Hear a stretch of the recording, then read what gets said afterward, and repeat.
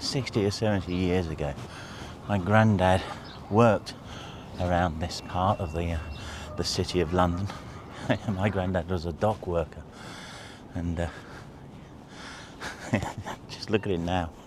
I don't know whether I'm going to be imparting any pearls of wisdom today, but if you're interested in a walk around the Isle of Dogs, the old docks in London, as they are now, I invite you to come with me. I'm not really able to reminisce because this isn't a part of London I really knew. I came here very, very seldom. The one memorable time I came here, I got this rather marvellous photograph of Michel Jarre. I'll talk about that a little later. You may have heard the story already. Relics of the past are still around here, despite all of the new build that is still going on decades after the closure of the dock, so to speak, when basically they closed when containerisation became a thing in international shipping, and the container ships were just too big to get this far into the city, so the docks were moved out further out of the city to Tilbury, and indeed Harwich became much bigger. There's so much here that I'm almost forgetting to take photographs. I've got one, but everywhere you look there's an image, and I'm slightly overawed by it, I think. I don't know, but cameras around my neck. I've only brought one lens with me. I'm going to photo walk later on with Gary Norman and some of the other pubcast crew, I think. But yeah, other people. I might do some vlogging with that. Yeah, I mean, just it's shapes. It's all shapes, and there are some wonderful shapes around here. I mean, turn back round. Yeah, those cranes back there. Am I blocking them? Yeah, I'm blocking them. There we go. Just,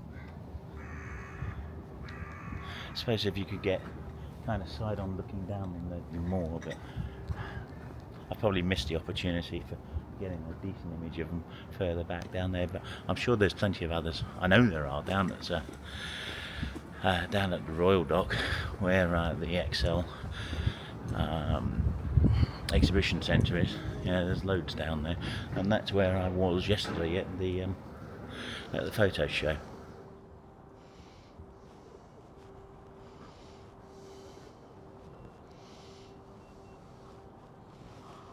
So the cranes are much nicer, closer up. These are amazing structures. There have been loads of them around here at one time, weren't there? I say loads, and there's 3 here. How many would have operated here? But yeah, the fact that they've been left and preserved relics from a previous generation, a previous time when international trade was very different, international relations were very different. What amazing things.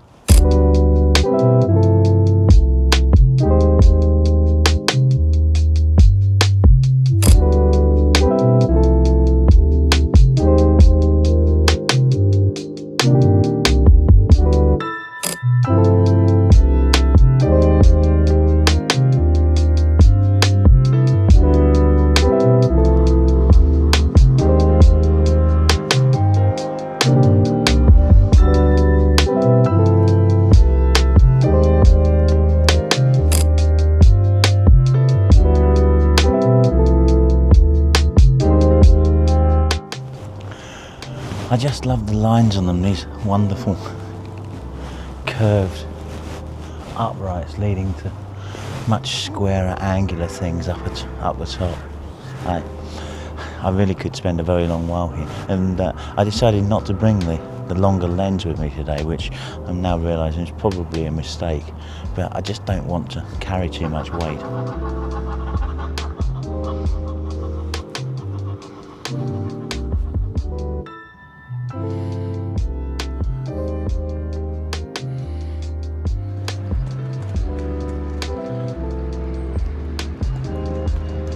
I really like this shot. One of the great things about shooting in environments like this, particularly earlier on in the morning, is that you can get really long shadows, and you'll notice a long shadow on this lady. But what's really noticeable about it is that street is being lit by the reflection of the light that's hitting the building in the background. The sun is actually behind me.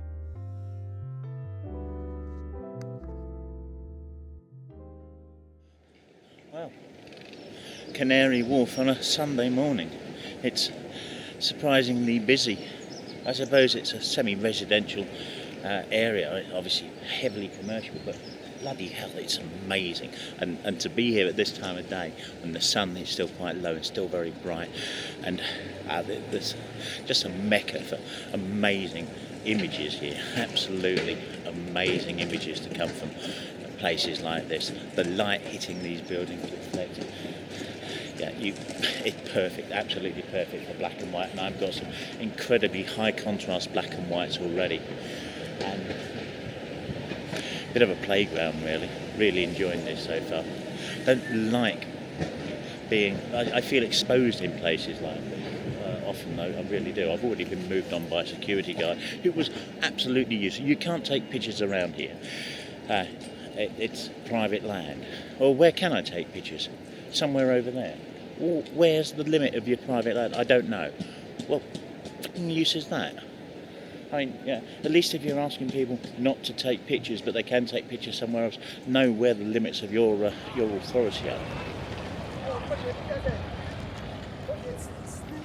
The light's just fantastic, and there's a little shaft to it coming through. It's moved a little now, so I just switched to that shaft of light coming through here earlier on, and every now and again it caught somebody as they were walking through.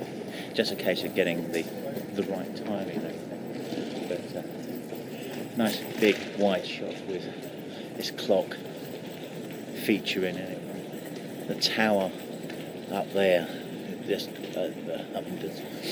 a really full, busy black and white image, and I think the vast majority of these are going to be mono. Let's get out that sun, purely because it just conveys so much more in situations like this where you've got such high contrast, and I'm going to love today. Don't know how much more I'm going to talk on camera here. I'll probably just run you out with some images and maybe a voiceover or just some music. But if you get a chance to come here with a camera, yeah, just absolutely do, because if you're into street photography, this is just fabulous. I'm not sure I've ever done a video before about street photography. You don't see me do it very often. That's primarily because I'm not that comfortable doing it, and certainly not on my own.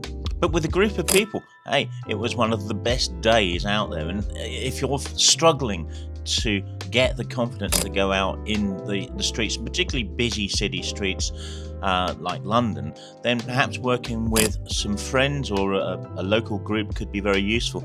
You may well find that joining the 617 Club will connect you with those people. There's links down below.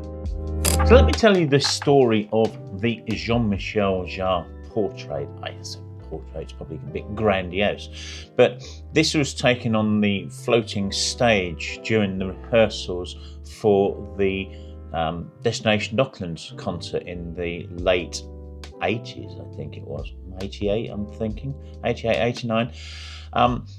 And I got into rehearsals because at the time I was working on magazines, although not magazines that are terribly related to what he was doing, kind of home computing magazines, so he had tenuous links. But I went down there with my then girlfriend on one evening and tried to get in and just couldn't. They were refusing entry, and they said you needed a press pass. And at the time I didn't have a press pass, so being a tenacious little git, I went back home, and the next day I made a press pass, which was convincing enough to get us, both of us, 2 people, in on rehearsals the next night that we went down there. And during that time, there was a photo call on stage, and of course, I've got my camera. with me, and I'm not sure at the time. It was quite possibly an old Zenith camera, or more likely probably a Minolta 5000 by then. Maybe even, no, it would probably have been a Minolta 5000 back then. And yeah, I suppose I got, well, you can see the kind of proportions of the on the portrait. I suppose I got within 10 feet or so of him, and this is a handheld shot. Might be without flash. I suspect it is without flash, and yeah, I'm rightly proud of it. Yeah, just the tenacious attitude of going away and making a press card that was good enough to get past the security guards. Anyway, that's that story. And that's one of the last times I was in Docklands. It's not massively true. I've been to an exhibition since then, but probably only one. So yeah, a long while ago.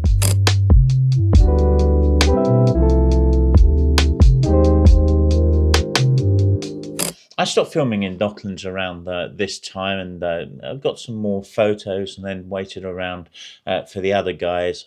Thank you very much to them for letting me come along. And we then wandered around Docklands for, I suppose, probably 45-50 minutes, and then got on the tube and went into central London and did what felt like many miles of walking. It probably really wasn't that much, but I've been on my feet the day before as well. And we just trundled around Docklands, and then into Waterloo, and then around Leek Street, which is a street where graffiti is actively encouraged, and what a wonderful place that is. And I wandered around for quite some time, Embankment, down the Cut, yeah, basically South London. Exploration, so to speak, yeah, and down the Embankment, past the Tate Modern, and ultimately to where was it? Where we were, Borough Market by London Bridge, and got some great photos there. So I'll let you see a number of these images, maybe with a voiceover here and there. One of the images that's coming up also has a full edit. Live edit, which is available on the members section of YouTube. So if you become a member, you'll be able to see how I edited one of these videos as well.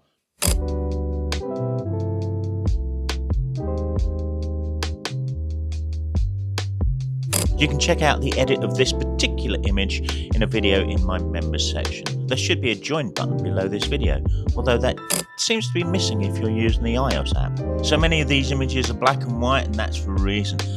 The city on a bright day like this is just full of contrast, and it's the contrast that really attracts in most cases. The colours are there, but actually just concentrating on the light and the dark really makes a heck of a difference. There may be a lot of cliches in these images, I'm certain that there are, but hey, I had a great time.